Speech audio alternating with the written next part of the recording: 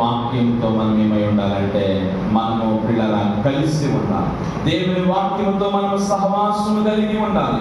అప్పుడే దేవుని యొక్క సన్నిధిలో పిల్లల మనము నీతి ఫలాలు దేవుని కొరకు ఏం చేయగలుగుతామంటే ఫలించగలుగుతాం.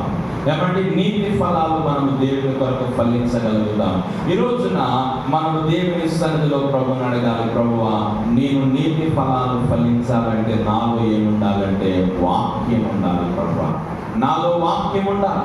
ఆ వాక్యమే నేను నీతి ఫలాలు ఫలించే బిడ్డగా నన్ను మారుస్తాడు.